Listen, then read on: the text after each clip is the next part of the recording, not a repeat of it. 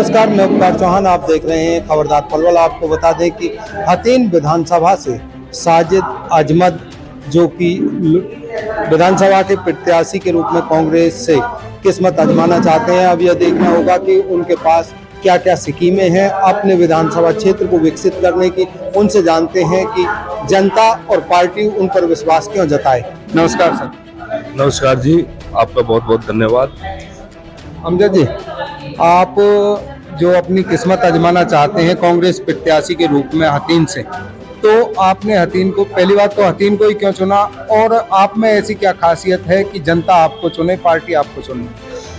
देखो, मैंने सबसे पहली बात यह है कि हथीन को क्यों चुना। हथीन को चुनने का कारण यह है, मेरे ग्रैंडफादर, मेरे दादाजी मरहूम मास्टर अजमत खान जी, हथीन से उनकी राजनीति की एक क्रम भूमि है। वो यहाँ से एकमात्र कांग्रेस के ऐसे कैंडिडेट हैं जिन्होंने कांग्रेस में उनको टिकट दिया 91 में, और उन्होंने ही कांग्रेस का टिकट जीताया है। उसके बाद ना कोई कांग्रेस का कोई प्रत्याशी यहाँ से जीता है, तो इसलिए मेरा उस एतबार से भी बनता है। दूसरी बात यह है, हथीन में मुझे ही जनता क्यों वोट दे और मुझे ही क्यों चुने उसके लिए, और ये पार्टी मुझ पर ही विश्वास क्यों जताए, उसका मेरा मानना यह है कि हथीन में जितने भी वर्क हुए हैं उनमें 95% वर्क मेरे बाबा के कराए हुए हैं। अगर गिनती की बात करी जाए, पॉलिटेक्निकल कॉलेज उटावड़, दूसरे नंबर का हरियाणा में पॉलिटेक्निकल कॉलेज उटावड़ बना, वो मेरे बाबा मरहूम मास्टर अजमत खान जी की देन है। हथीन में अगर शिक्षा के मामले पे ही बात करी जाए तो ITI मेरे बाबा की देन है, मेवात मॉडल स्कूल मेरे बाबा की देन है। और हर गांव, उस टाइम 84 गांव हुआ करते थे हथीन में, हल्के में 84 गांवों में किसी गांव को आप उठा के देख लो, ये मेरा चैलेंज भी है हरियाणा के सभी लीडर्स के लिए। मैं कह रहा हूँ किसी भी पार्टी का हो, 84 के 84 गांवों में जिस गांव में प्राइमरी स्कूल नहीं था उसमें प्राइमरी बनवाया, जिसमें प्राइमरी था उसमें 8वीं तक बनवाया, जो 8वीं तक था उसको हाई स्कूल कराया, और जो हाई स्कूल तक था उसे सीनियर सेकेंडरी कराया। ये मास्टर अजमत खान की देन। अगर रोजगार की बात आए तो यहाँ इंडस्ट्रियल एरिया एकमात्र, उस जमाने में एकमात्र तहसील हथीन ऐसी है जिसमें इंडस्ट्रियल एरिया बनाया गया, पलवल में भी नहीं थी। अब आगे उसके बाद आ जाए पानी के काम पे, आ जाए सिंचाई वाले पानी पे, लडमा की माइनर मास्टर अजमत खान जी ने निकाली। ठीक है, आज तक भी लडमा की माइनर का मामला लंबित पड़ा हुआ है। उसके बाद में उसमें कुछ जोड़ा ही नहीं गया। उटावड़ वाली से पार्टियां आई, हर्ष कुमार जी बने, उसके बाद भगवान शाह जी बने, उसके बाद फिर हर्ष कुमार जी बने, उसके बाद में जलेब खान जी बने, कैर सिंह रावत जी बने, और अब परवीन जी। लेकिन कहीं कोई बदलाव नहीं हुआ आज तक। बता दो नहर मामले में कोई हुआ हो। अब उसके बाद आ जाइए पीने के पानी, पीने की पानी के लिए योजनाएं जो आई, हर ग्राम पंचायत में मास्टर अजमत खान जी ने ट्यूबवेल लगवाए, और हर पंचायत में ट्यूबवेल जो लगे उन ट्यूबवेलों पे फिर नौकरियां भी दी। ट्यूबवेलों पे ऑपरेटर लगवाए, चौकीदार लगवाए, माली लगवाए, और आज तक वो चले आ रहे हैं। आज वो 70,000 रुपए की सैलरी लेते हैं। अगर एजुकेशन में, जैसे एजुकेशन के लिए जब स्कूल से उपलब्ध कराए तो उनके लिए फिर टीचर्स भी उपलब्ध कराए। आप गिन सकते हैं यहाँ हथीन हल्के में हर गांव में आपको कोई ना कोई मास्टर अजमत का लगाया हुआ नौकरी मिल जाएगा। ठीक है, और फ्री ऑफ कॉस्ट, किसी से कोई नहीं, क्योंकि वो सेवा के भाव से आए, सेवा करते रहे और आखिर तक की, और उन्होंने आखिर तक सेवा करते चले गए। और इसलिए उसी परंपरा को, उसके बाद 2019 में हमारे दादाजी की डेथ, हमारे पास में एक बरादरी का काम बहुत ज्यादा, पंचायत सिस्टम। मेवात में मेरे बाबा पंचायत के नाम से जाने गए, पंचायती पंच के नाम से जाने गए। हमारे पास वो काम ज्यादा है। हम लोगों के बीच में बैठे हैं, उनकी समस्याएं सुन रहे हैं, लोगों के लिए हाथ जोड़ना, पांव पकड़ना, लोगों की समस्याओं को हल करना, आज भी हम लगे हुए हैं, और वो हमारा जद्दी काम है, हम करेंगे। जहां तक सियासत की बात है, वो मेरे बाबा को लोगों ने इनाम इकराम में दी। 1982 में मेरे बाबा को विधायक बनाया हथीन से, उसके बाद में 1985 में नुहू से बनाया, फिर 1991 में हथीन से बनाया। और दुर्भाग्य से हमारे बाबा कैंडिडेट हारने वाले नहीं थे। 96 में बाबा का टिकट काट दिया गया, दया रावत जी को टिकट दे दिया गया। बाबा उस चुनाव को 1800 वोट से हारे, दया रावत कांग्रेस से, जबकि 3200 वोट ली उन्होंने।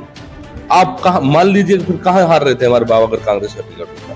कांग्रेस ने जब टिकट काटा है, अगर कांग्रेस ने विश्वास जताया होता तो टिकट हारता नहीं है, और आज तक का यही हो रहा है कि टिकट हारता ही जा रहा है। इसलिए मैं कई बार कहता हूं कि अगर पार्टी सही निर्णय लेती है टिकट वितरण में, और मुझे किसी तरीके से मेरे ऊपर विश्वास जताती है, मेरा सबसे बड़ा फैक्ट तो ये है कि मेरे बाबा के ऊपर या हमारे खानदान के ऊपर मुझे उम्मीद है कि कोई आदमी दाग नहीं लगा सकता किसी भी टाइम। दूसरी बात, मेरा यहाँ गोतपाल का सिस्टम यहाँ बहुत ज्यादा है। गोतपाल में मैं रुपड़ियापाल से आता हूँ, मेरा बहुत बड़ा गांव है। रिसेंट का मैं अपने ग्राम पंचायत मड़ाई का सरपंच हूँ, मेरी घरवाली है, मैं सरपंची की जिम्मेदारी अपना रहा हूँ। अच्छा, उससे ऊपर उठ के अगर बात आती है तो हमारा जुड़ाव 36 बिरादरी से रहा है, हिंदू मुस्लिम। हमारे बाबा को कभी न किसी ने इस चीज से नोट नहीं किया कि ये मुसलमान है या हिंदू है।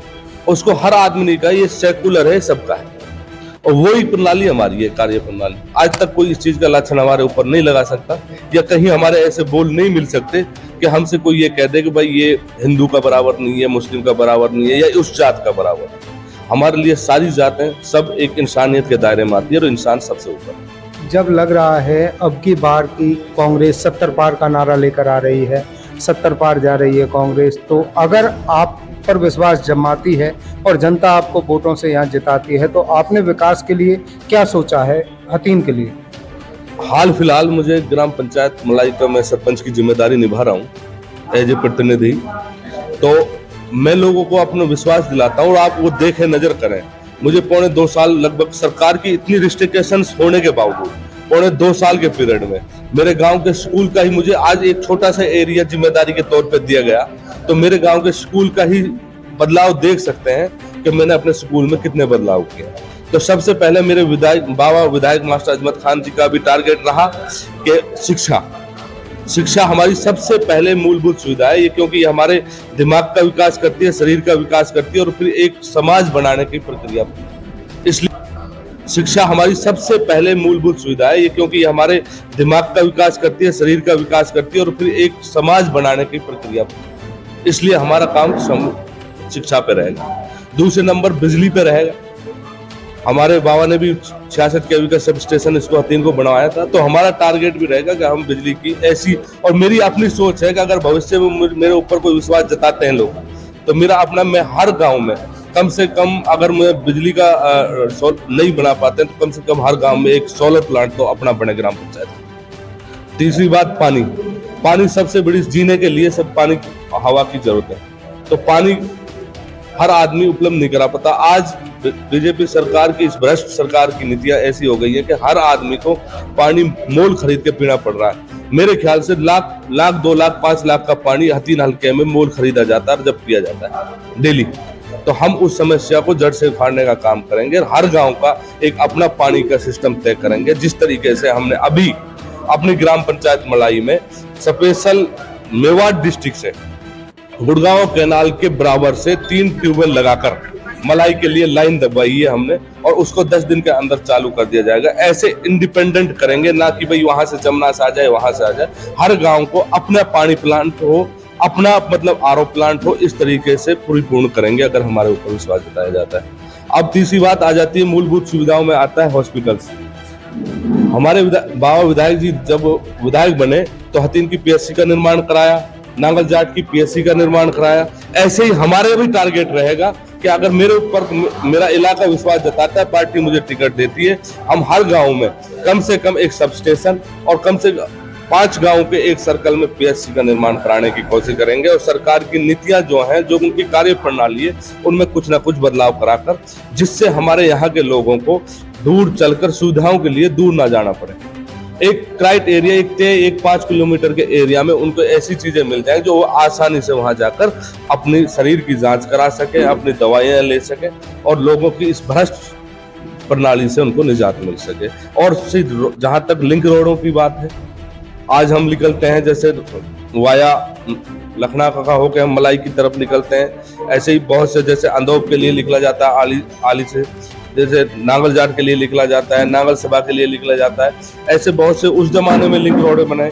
तो हमें अगर सरकार ने में आती है हमारी पार्टी और मैं उसमें विधायक होऊंगा, तो इंशाल्लाह मेरा यह है कि हर गांव को एक दूसरे से, हर गांव से एक दूसरे से कनेक्ट करने का हम काम करेंगे, जिससे हमारा आदान प्रदान भी हो और हमारे यहाँ रोजगार भी बढ़े, बिजनेस भी बढ़े, हमारे समाज में आज तालमेल भी बढ़े और हमारी शहरों से भी ऐसी कनेक्टिविटी हो जाए कि अगर हमारे बच्चे बाहर अच्छे एजुकेशन में या अच्छी कोई बीमारी के हालात में अच्छी हॉस्पिटल्स में पहुंचने के लिए हमें ज्यादा टाइम ना लगे। इस तरीके की कनेक्टिविटी हम करने का काम करेंगे।